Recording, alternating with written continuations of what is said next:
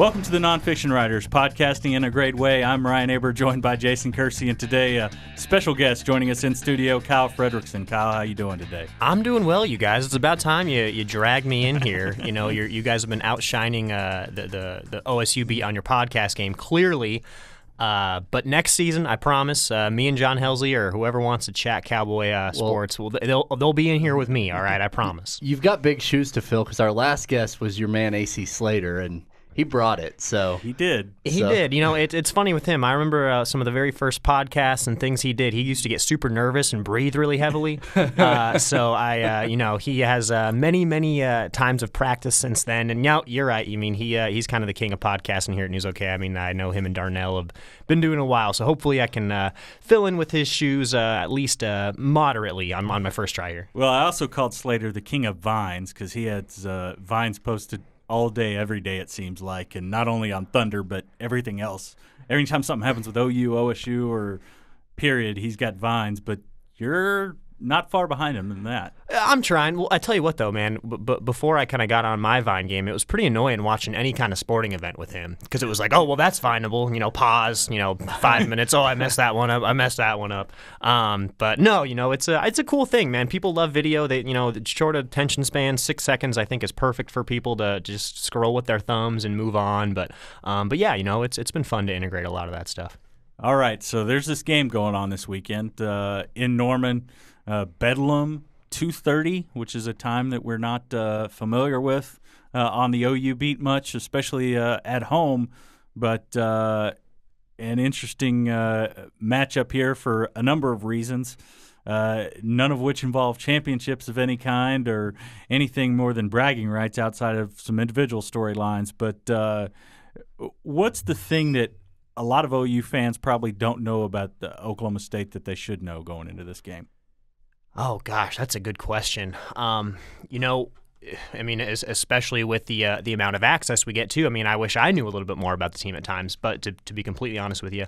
But, I think when we look at this team as a whole and some of the struggles they have for OU fans who maybe haven't been watching the game, this is a team that's capable of being a very viable deep threat offense. I mean, I know September is kind of a long time ago now, but when we look back at, the Texas Tech game, some of those early non-conference games, the Cowboys have shown the ability to air it deep. And now they have got, now they've got a retooled offensive line. Now they got a new quarterback in Mason Rudolph. So don't be surprised if they really kind of go back to that and hopefully kind of rekindle some of that deep ball fire they had earlier in the year. Well, and they're going up against a secondary that hasn't exactly been good. Right. That's a kind way to put it. They've had their fair share of struggles. They played really well against Kansas. So, but they're missing. Is that damning with faint praise? I don't know. They look good against Kansas, but they also lost one of their best safeties, or their best safety, Quentin Hayes. Is that something that they're looking to take advantage of? You would sure think so. At this point, it really kind of just depends on the looks that they're going to get. And with Mason Rudolph, obviously Mike Gundy's not going to say if he's going to start, but he's going to start. I mean, let's not kid ourselves right now. The biggest thing with Mason is he's just going to have to make smart decisions, and there's no doubt that OU is going to bring the pressure on him. I mean, this is a true freshman making his second career start on the road in Bedlam. As well as he played in the Baylor game, outgaining Bryce Petty in passing yardage in his first college start. He had some really blatant errors, just bad decisions on his part, a couple errant throws, interceptions that were really all on Rudolph. So he's just going to have to make smart decisions. But you're right, without Quentin Hayes back there, and with the number of deep threat wideouts that the Cowboys have, a lot of lengthy guys, there's no doubt that's going to be something that they're going to have to take advantage of, especially when the Cowboys' run game's been pretty stagnant this year behind a pretty makeshift offensive line. You mentioned the offensive line, and you called a makeshift a second ago. You said retooled a few minutes ago. What's going on with this group? Is it just youth? Is there something else there that's deeper than that?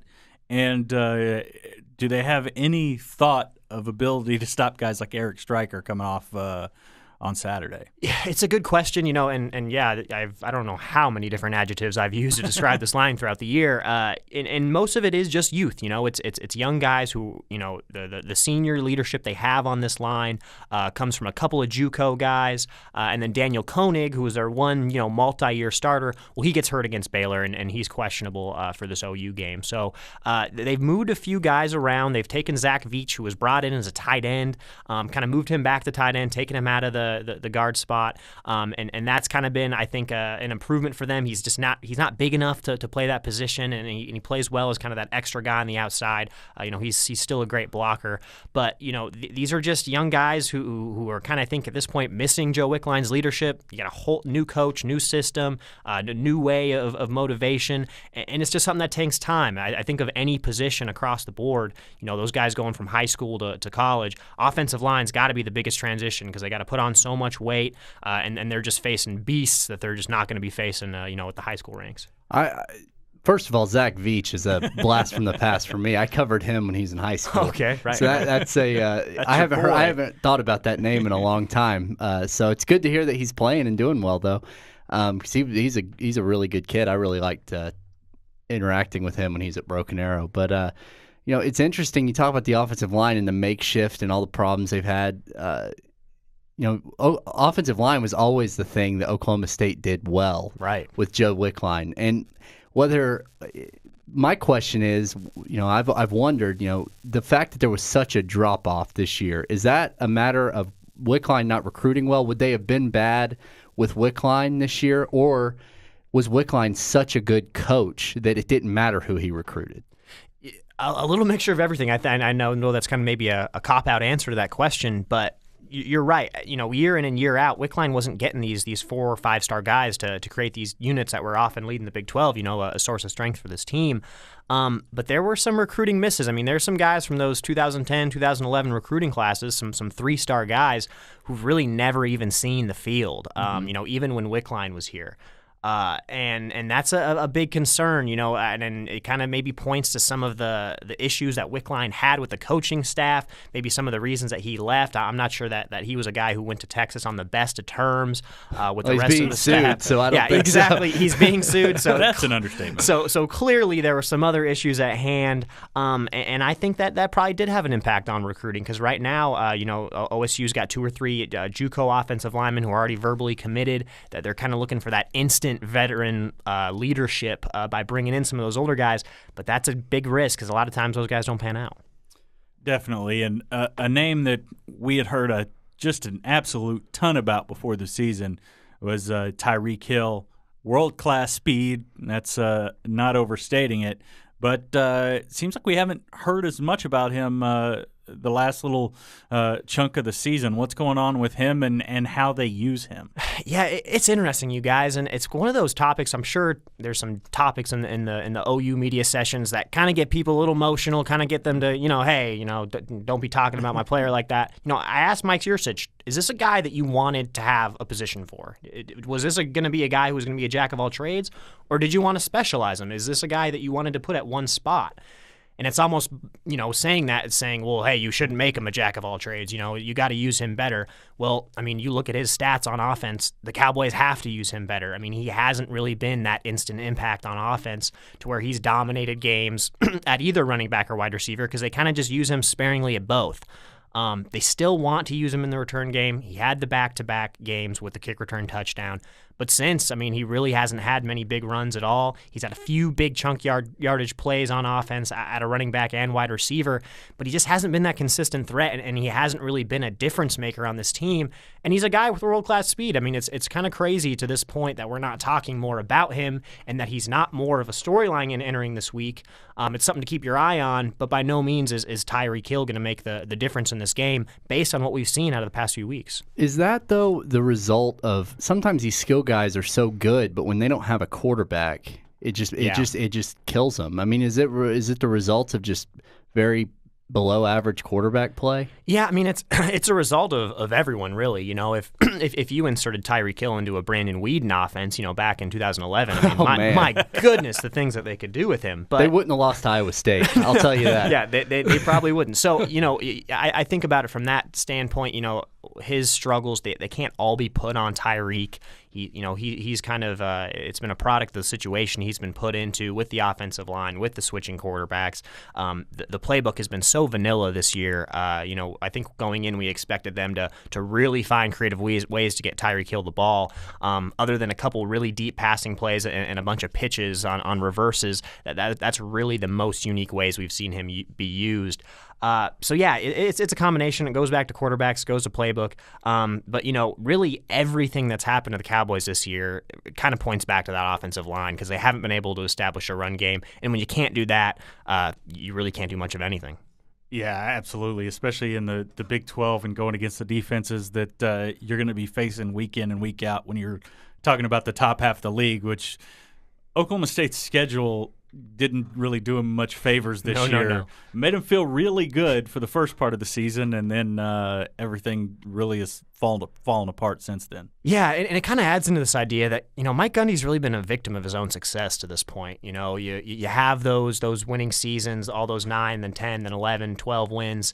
And then to this year they've got the easy slate of schedule, a young team. Their national reputation basically gets them to number 15 in the polls. People don't know anything about this team. All they know it's Mike Gundy, and it's the Cowboys, and it's the system. So they kind of get that recognition, and then they hit that TCU game, and that was really the wall. Losing 42-9, and that's when the quarterback questions start coming up, and and that's when everything starts to be questioned about this team.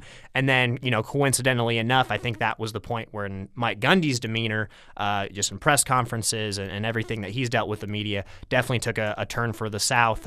Just with how he's responded to some of the criticism and really any question that you've thrown at him. Well, that leads into the next topic, I think. What is his deal? Like, he's a guy that I remember when he got hired. I remember that he was sort of charming in his press conferences. People seemed to like him. Our sports editor, who covered preps in the 80s, talks glowingly about his days covering Mike Gundy when he was at Midwest City. And now, he's texting during press conferences. What is his deal? Gosh, I'm not a psychotherapist or anything, guys. I don't know if You're not. I know. I thought you were. I'm a man of many talents, but that is not really one where I'm qualified. But I've got theories. Everyone's got theories. But look, I think at it this way. This is a guy who's been in the same job for 10 years. He's living in Stillwater. He's isolated. As a football coach, it's a 24/7 operation. Mike Gundy always talks about, I don't really talk to anybody. I don't really have any friends. And most of it is joking. But think about it. This guy's been in the same job for so long, high pressure. His booster, the guy whose name's on the stadium, won't say a good thing about him. His team is on its worst season since his first year on the job. He's getting really tough questions about quarterbacks, and he hates talking about quarterbacks. So it's just become this perfect storm to where I think it's to the point where he doesn't realize that these press conference settings, that he's talking to the fans too. He's not just talking to us. And I think it's gotten to the point where sometimes he feels like he's just talking to us. Like we have some kind of vendetta against his team almost to a point, that we have some kind of prerogative that we want to get out of it. And some of the questions are a little harder than others. Some could be worded better than others, but we're not perfect question askers. But when you deny act like an adult. Yeah, and that's the thing. And when you deny everything, when you refuse to talk about pretty much every single topic, that's when it becomes more than just a coach who's playing his cards close to his chest. Because if Mike Gundy doesn't want to talk about quarterbacks, that's fine. If that's how you're going to strategize, that's okay. We're still going to ask you about it, but that's fine. But once that list keeps growing to recruiting and injuries and everything that fans need to know about a program, it's just a little ridiculous. I can't remember exactly what the question was, but there was a question in the press conference the other day that seemed pretty benign, just a general preparation question of some point, and he shut that down. I think that goes into personnel, I think is what he said. Yeah. And so I'm not going to talk about that. And you might remember what the question was. I can't remember, but it was something that there was no way you can construe it as anything that was would have hurt him at all. Well, it was probably I think the college football playoff question. I think it might have been, and it was, I guess these coaches don't want to be politicking for other schools. They don't want their words to be blown out of proportion. To say it goes into personnel was bizarre. It was, it was a strange press conference, and it's been weird. His demeanor throughout the year has kind of been up and down in those settings, and I don't know if we draw too much from that setting as to pointing to how he's feeling overall about the program and to kind of how his overall vibe is. He just might not like talking to us. But it's not a good sign. Him, for me, just as obviously someone well on the outside looking in, I mean, I've seen him twice in the last couple weeks. One was after the Baylor game, watched his post-game press conference and the absurdity of that. And then the other was I happened to be in the sports department the other day when his press conference was going on, and we saw the ridiculousness of that. So, and I can't imagine I'm the only one. I'm sure there's Oklahoma State fans who have – that's the two times that they've seen him over the last couple of weeks. Right, and other than obviously, he does his radio show with Dave Hunziker, and he does his TV show, the studio show, and he's much more forthcoming and more general. I mean, obviously he's not getting hit with hard questions, so he still has that face to put out to fans. But you're right. I mean, this is the one time a week where he puts on a public face and answers questions about the team. But here's the other thing that I think gets lost in this sometimes is he's not just talking to fans. He's talking to recruits. True. And I think that we forget sometimes that recruits pay attention to that kind of stuff. And, everybody talked about, the rant and how that helped him with recruiting because it made kids think he was going to stand up for them. Well, I mean, if that's true, then wouldn't the opposite be true? Like if he's just going to stand up there and shoot down everything and not talk and text and act disinterested, wouldn't that also have an impact on recruiting in some way with maybe some kids? I would think so. I mean, and I always look at it like this. If I'm a really good quarterback and I see the way that Mike Gundy has handled quarterbacks over the past few years, not letting them talk to the media. Clint Shelf has a huge game, doesn't get a talk with the ESPN guys. It's one thing if they don't let him talk to us. The Clint Shelf not being allowed to talk to ESPN after the biggest game of his life, and it's not like he's ever going to get to repeat that situation and that performance and to get that chance again. To take that away from him, that's it kind of crosses the line. That's tough for me to accept. Yeah, it crosses the line, and that's what I'm saying. If I'm a quarterback and I see the system they're running, obviously you can put up big numbers in it. They send guys to the NFL. But do I want to play for a guy who kind of, talks to me, to the media, it was just my number, kind of just, he did well. Mason Rudolph is clearly going to start tomorrow, but he's not going to say he's going to start.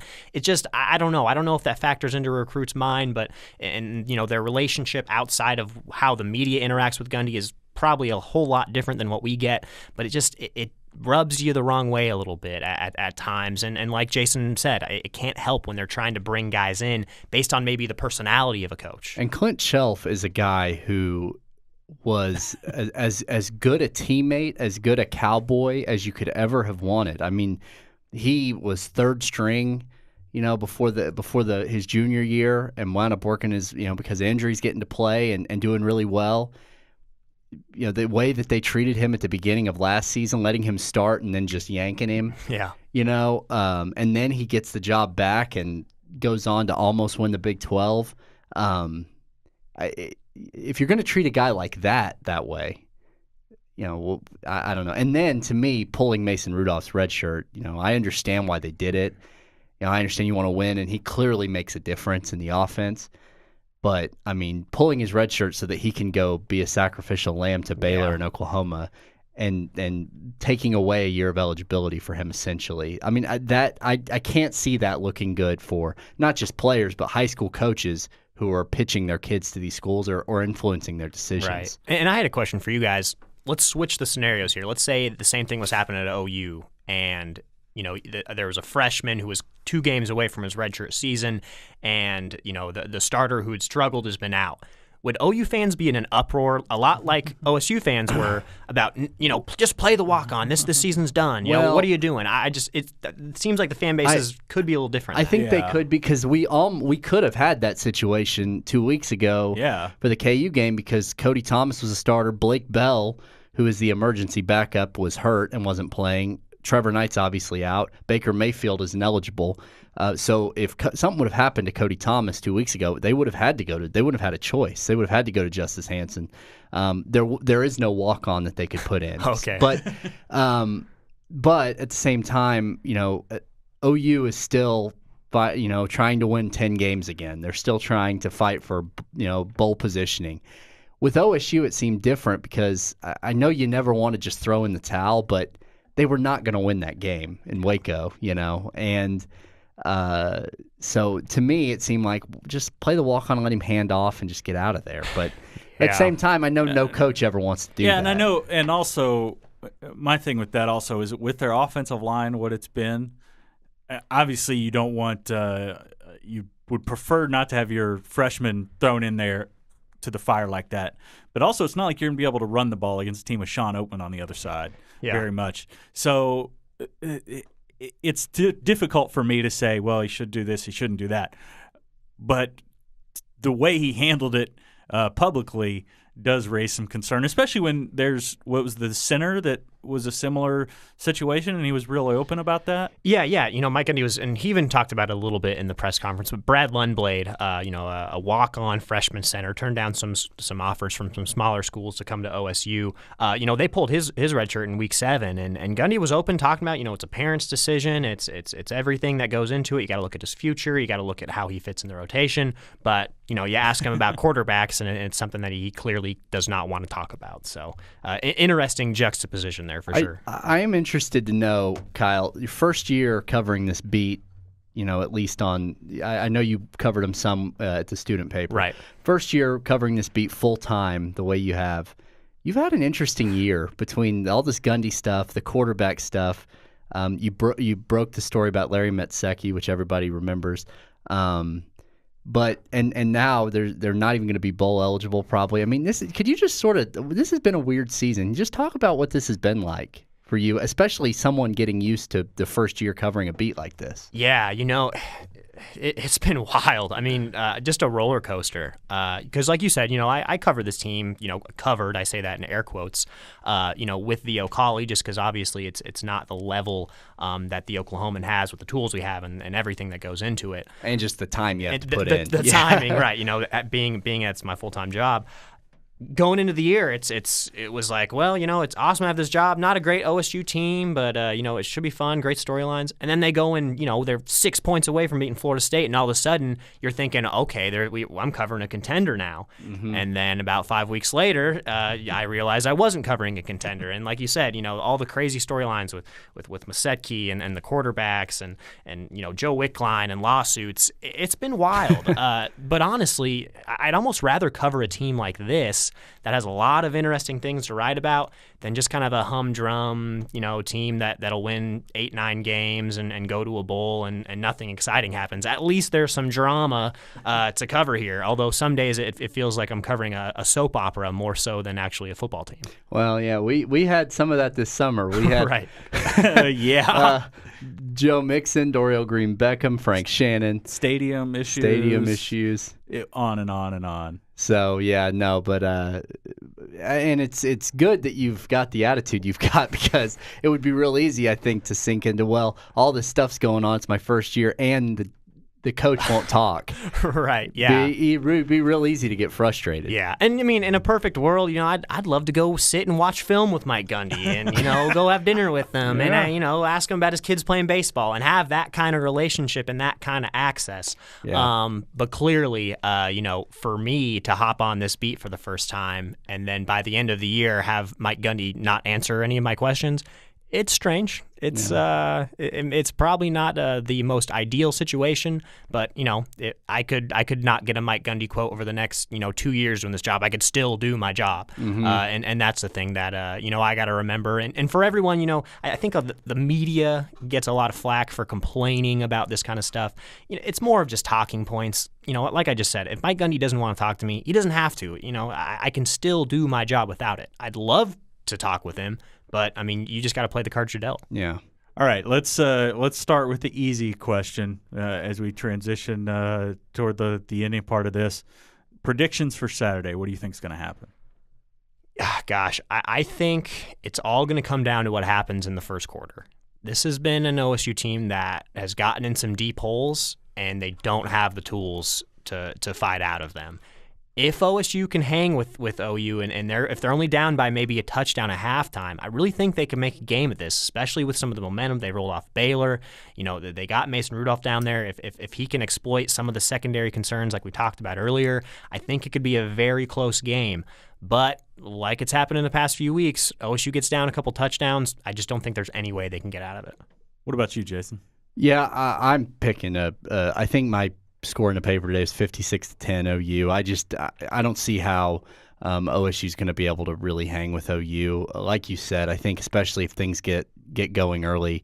And I also think that if OU gets a lead, even a 7-point lead, with the freshman quarterback, with Eric Stryker doing what he's able to do, I think it's going to be a really, really tough for OSU to do much. And then if OU gets a lead, all they got to do is give the ball to Pirine. And I can't believe – I think that's the first time we've mentioned his name in this podcast. Yeah, that's right. But if they just hand the ball to Pirine and let him grind it out, to me it could easily get out of hand quickly. Yeah, and I'm with y'all on that. I picked 42-17 in the paper. I think Oklahoma State, Mason Rudolph will be able to challenge them down the field. They'll have some success, but not enough to keep this game close. I think OU's pass rush up front with Stryker and Devontae Bond now coming off the edge. I think that'll be successful. Be able to get in Rudolph's head a little bit and make this a reasonably comfortable win for OU. Now, that was the easy part. The tough part. 14 playoff. Who should be in? Oh, really? Yes, really. I had to pull out the matchbook and throw. We've got about how much time do we have? Five or 10 minutes. Okay. Kyle's got a live chat here in a little bit. So that's right. I'm keeping my eye on the clock. But who do you got? I'm backing away from the mic. I'm backing away. Gosh, let me just kind of prepare myself here. I think we just have to wait until we see what happens next week. This is fun to talk about now, and the beauty and the genius of the committee and how they set this up is way back when they first brought this out. They said, okay, we're going to have our selection show every Tuesday still, because they knew what they were doing.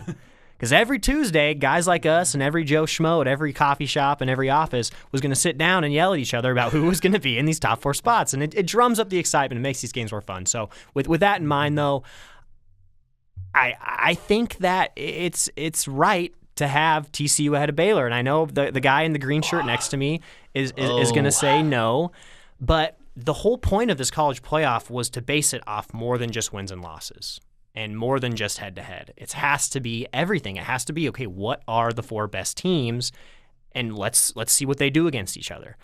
There are so many arguments to be made for Baylor, and I understand that. No, there's one argument to be made for Baylor. That's not true.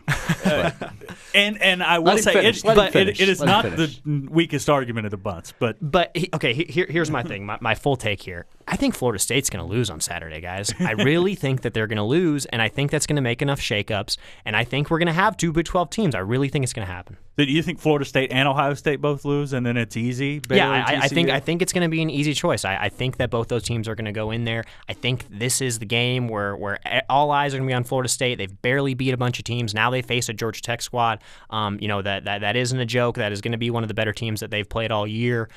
Just with a lot of those teams in the ACC. Obviously, Notre Dame wasn't the team that we thought they were when they barely beat them. So I think this is the week. I think that with that new quarterback at Ohio State, I think Wisconsin rolls, and I think the Big 12 kind of established itself as that premier conference. All right, what happens? I'm not going to get into the Baylor thing again. I'm just not going to do it. We don't have time. But what happens, guys, if Ohio State loses, Florida State loses, and Oregon loses? Because I got to tell you, I picked Arizona to win. They've beaten them up there once. They got their numbers. They beat them in Eugene once. What happens if all 3 of those teams lose? Who gets in? Does Arizona get in? Oh yeah, I think it would be Alabama. I think it would be TCU and Baylor, assuming they both win, which they should, I imagine. Although I think Kansas State will keep it close with Baylor, and then Arizona, I think, is the 4th team. Man, that would be fun. That would be fun. That'd be a heck of a playoff. Yeah, that would. I'd love to see that. And I like Rich Rodriguez. Do you guys like Rich Rodriguez? Yeah, I do. I think he's a great personality. I think he's a really good coach. Michigan just wasn't a good fit. It wasn't a good fit. Didn't get his 4 years in there. I mean, no one does anymore at those high-profile jobs. He shouldn't have left West Virginia, though. I don't think. Yeah, if he was still at West Virginia, I think they'd be a lot better. Yeah, that's a good point. Absolutely. But it'll be a fun weekend this weekend. Jason and I have talked about doing a podcast on Sunday after the selection comes out so we can just fire it up. And Okay, I got one more question. Okay. What if Florida State, Ohio State, Oregon, and Alabama all lose? Oh, gosh. Then what happens? Jeez. Burn it down. Does Missouri get in? No, I think Alabama would probably still get in. What if they lose by 2 touchdowns? Jeez.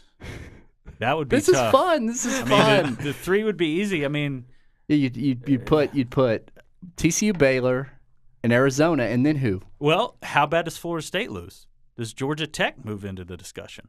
Oh, wow. I don't know if you can move them all the way in. I think it's more likely Florida State stays in than Georgia Tech moves in. I think they're looking for an excuse not to have Florida State in the playoff. But I don't know that what- they could justify it if I think if Florida State loses, it'll be easy to justify it regardless of what happens. That they'll figure out a way to. But I'll say this too. I think that there's a way better chance of in that's doomsday scenario I just put out there that Alabama, even if I love chaos, even if Alabama loses by 2 touchdowns, I think they would get in above Florida State. Because they're not. I just don't think they're going to go without an SEC team. I think they have to put an SEC team in there. I think the Feinbaum show would be absolutely incredible for the next month if they don't. Month?